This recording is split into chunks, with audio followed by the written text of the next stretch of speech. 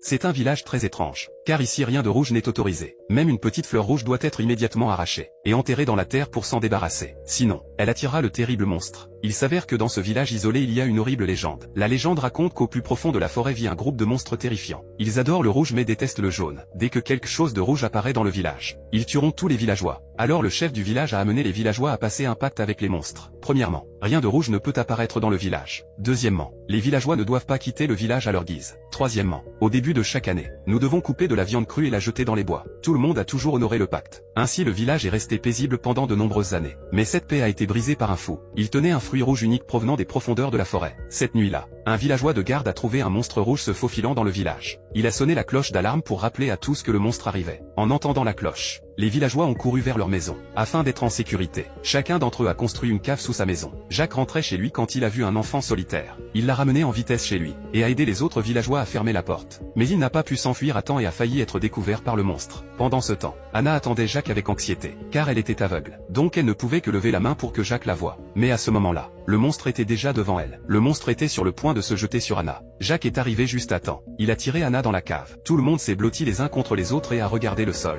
Ils priaient pour que le monstre parte bientôt. Et ils se sont ainsi cachés sous terre le reste de la nuit. Le lendemain matin, le monstre était enfin parti. Mais des marques rouges étaient laissées sur les portes de chaque maison. Il était évident que le monstre pourrait revenir. Le chef du village s'est empressé de jeter un gros morceau de viande crue à la lisière de la forêt. Il a plaidé pour une réconciliation avec le monstre. Mais la nuit, quelque chose de terrible s'est encore produit.